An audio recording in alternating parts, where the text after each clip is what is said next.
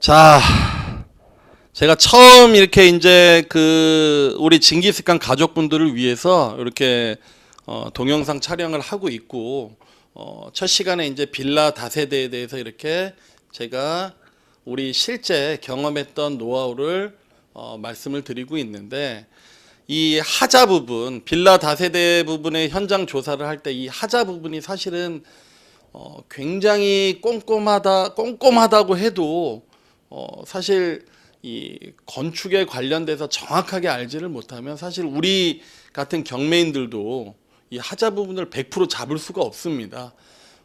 생각지도 못한 하자 부분이 많기 때문에 사실 이 부분이 현장 조사에서 가장 중요한 핵심일 수도 있습니다. 아무리 싸게 낙찰받으면 뭐합니까?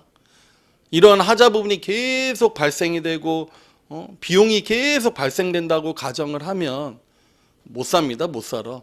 나도 못 살고 우리 가족분들도 못 살고 임차를 논다고 하더라도 우리 임차인 또한도 계속 크레임이 들어오기 때문에 이 하자 부분을 사실은 보려고 현장 조사를 간다고 해도 과언이 아닌데, 지금 보시면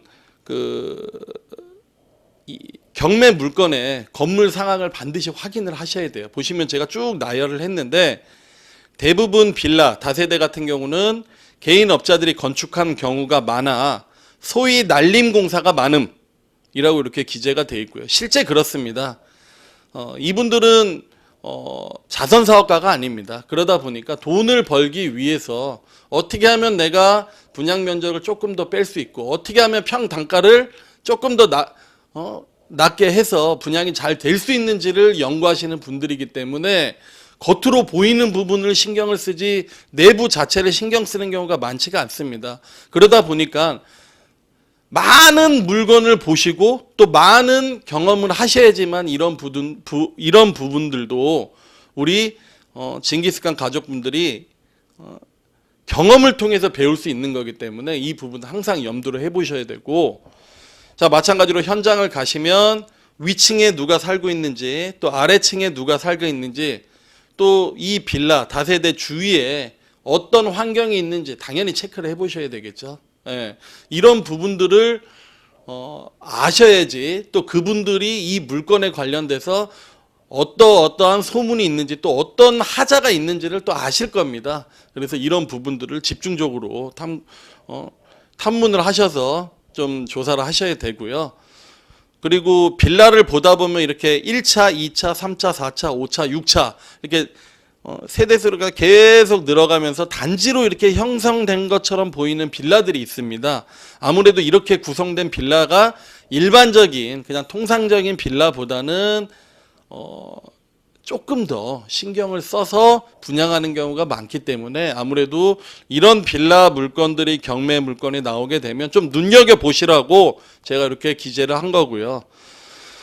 또 마찬가지로 빌라 자체에 맨 꼭대기에 건축주가 살고 있으면 자기가 살고 있으니까 아무래도 신경을 써서 적겠죠. 그래서 이런 부분들도 좀 체크를 하시고, 내장재가 어떤지 또 외장재가 어떤지 마감이 어떤 식으로 됐는지 그리고 단열, 결로 등을 반드시 확인을 하셔야 되는데, 사실 가장 큰 문제가 단열입니다. 빌라에서는 뭐니 해도 단열인데, 이 부분은 뭐 내가 살아보지 않았기 때문에 확인할 수 있는 부분은 현장에 가서 입주민들한테 물어보는 수밖에 없습니다.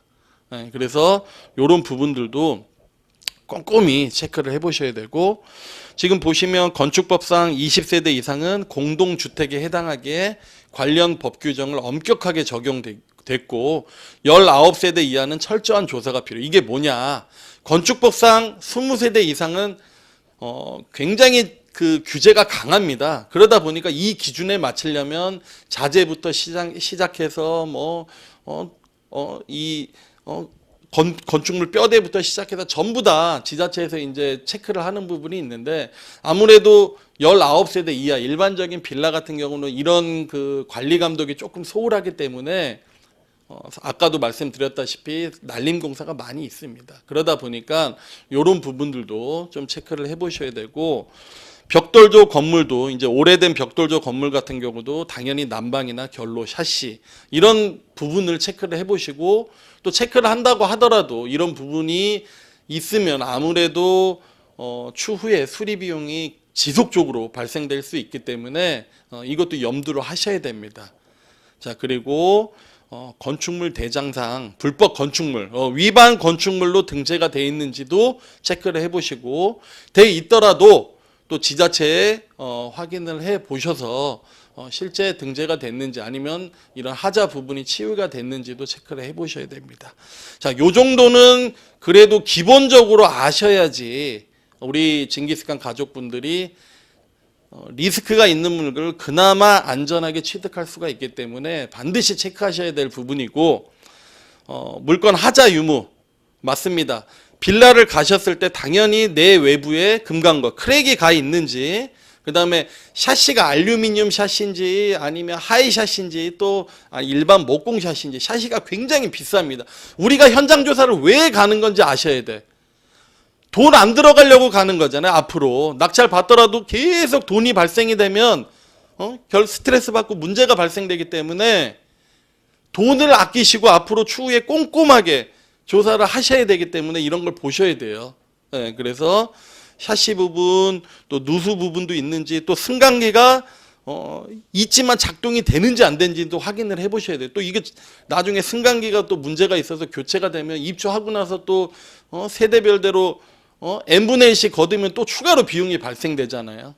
그래서 이런 것도 체크를 해보셔야 되고, 채광도 체크해 보셔야 되고, 아무래도 지하나 탑층은 일반적인 뭐 로얄층 2층이나 3층 뭐 이런 층수에 비해서는 조금은 비선호하겠지만, 그래도 돈이 없으면 어떻게 들어갈 수밖에 없지. 그러니까 이런 것도 감안을 하시되, 채광 부분이나 이런 뭐 출입구 부분, 이런 진입로 부분도 다 체크를 해보셔야 돼요. 그리고 마찬가지로 내부 및 외부의 하자 부분들도 주위 인근 주민들, 또 살고 있는 주민들한테 꼼꼼하게 물으셔서 입찰하시면 되겠습니다. 그리고 지금 보시면 이렇게 내부로 저는 들어갑니다. 되도록. 내 눈으로 봐야지 저도 안심이 되기 때문에 이렇게 실제 안에 들어가서 누수 부분이 굉장히 많게 한번 이렇게 보니까 안에 곰팡이가 자글자글 꼈죠. 예.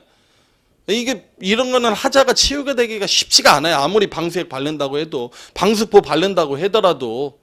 그래서 반드시 체크를 해보셔야 되고,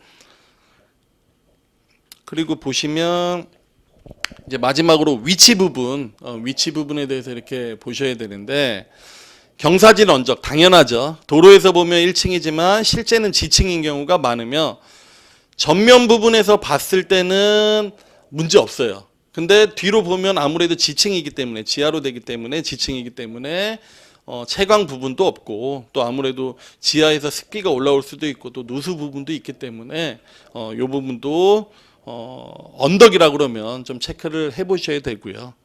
평지일 경우는 뭐 아무래도 언덕에 비해서는 그나마 낫겠죠. 그러니까 또 마찬가지로 또 빌라를 올라갈 때 가파른 계단이 있을 수 있어요. 또 거기서 언덕이 있을 수도 있고, 이런 경우는 겨울철에 차량도 올라가기 힘들고요. 또 빙판길이 있을 때 올라가다 잘못하다가 저기 허리 나가고 골절상 있고 배보다 배꼽이 더 클 수 있습니다. 그래서 이런 부분도 좀 체크를 해 보셔야 되고요. 여름 때는 모르지 이런 걸, 겨울철 생각을 안 하니까. 그러니까 미리 이런 부분도 체크를 해 보셔야 되고, 주위의 환경도 뭐 기찻길 옆이라든지, 또 어떤 시끄러운 유해 시설이 있는지, 또 마찬가지로 역세권이나 학군 생활 편의 시설, 교통 등이 편리한 데는 당연히 좋겠죠. 이 모든 걸 만족하기가 있더라도 굉장히 또 그만큼 대가를 치릅니다. 그러다 보니까 최소한의 비용으로 이러한 정보를 최대한 만족할 수 있는 그런 물건들을 우리 징기스칸 가족분들은 찾으셔야 돼요. 그래서 이런 것들을 말씀드리고, 이제 주차 부분, 뭐 이 부분은 뭐 제가 볼 때 서울 시내 자체가 다 주차적으로 지금 문제가 있고, 뭐 지방은 모르겠습니다. 근데 이건 뭐 어디 가다 문제인데, 이제 아무래도 이런 부분들도 좀 관리가 돼 있는 그런 뭐 빌라 같은 경우는 좀 더 선호를 하기 때문에 체크를 해보셔야 됩니다.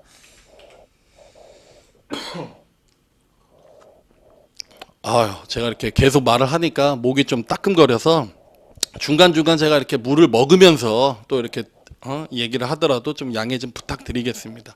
그래서 이런 부분을 이제 아주 꼼꼼하고 구체적으로 또 세분화해서 목표를 정해서 이렇게 준비를 하시면 이렇게 충분히 좋은 결과가 있을 수 있을 것입니다. 낙찰받은 영수증 제가 이렇게 올려놨고요. 그래서 종합적으로 보면 첫째, 정확한 시세 파악을 통해 예상 낙찰 금액을 산정하자. 시세 파악이 뭐니 뭐니 해도 중요하겠죠. 그래서 파는 사람 입장과 사는 사람 입장 그리고 주위에 형성된 시세 등을 종합을 해서 정확하게 시세를 확인하고 또 앞으로 내가 얼마를 쓸 건지 이런 거를 산정하는데 충분히 조사를 하셔야 되고요. 그 다음에 두 번째는 물건 자체에 하자가 있더라도 큰 비용이 들지 않거나 또 저렴한 금액에 낙찰 받았기 때문에 어느 정도 비용이 들어가더라도 내가 감수할 수 있다. 이러면 도전하십시오. 뭐 조금만 하자 있다고 뭐 이거는 안 되고 이거는 안 되고 이러면 들어갈 물건이 없어요. 그러다 보니까 어느 정도 있으면 내가 충분히 고칠 수도 있고 수리가 가능하면 입찰하시는 게 맞고요. 그래서 도전하시는 분들만이 수익을 창출할 수가 있다고 저는 생각을 하거든요. 도전도 안 해보면 뭐 수익 자체가 있을 수도 없고 뭐 손해도 안 나겠지만 그래서 우리 징기스칸 가족들은 도전을 하셔야 되고요. 마찬가지로 세 번째, 내 입장이 아니라 임대인 입장이 아니라 임차인 입장에서 아주 꼼꼼하게 체크를 해보셔야 돼요. 내가 실제 그 집을 내가 임차인의 입장에서 돈을 주고 들어갈 건지 어떤 조건이면 내가 들어갈 건지 이런 부분들을 어떤 부분을 만족을 시켜줘야 되는지 항상 반대 입장에서 생각을 해보시고 입찰을 하셨으면 좋겠습니다. 라고 이렇게 제가 종합적으로 말씀을 드리는 거고요. 이번 징기스칸 실전 경매 무료 강좌를 통해서 궁금하시거나 또 뭐 경매 물건 보고 내가 관심 있는 물건이 있는데 이거 좀 물어보고 싶다. 또 어떻게 하는지 잘 모르겠다. 이렇게 하시면 카카오톡 필 옥션 FELAUCTIN 필 옥션에다가 이렇게 남겨주시면 또 저희 징기스칸 홈페이지에 남겨주시면 저희 전문가들이 아주 상세하고 아주 경매 관련해서 전문가들 집단이기 때문에 우리 징기스칸 가족분들한테 충분히 보답이 될 수 있는 그런 경매 정보로 이렇게 보답하겠습니다. 오늘 다세대 빌라 편을 했고요. 긴 시간 고생하셨습니다. 수고하셨습니다.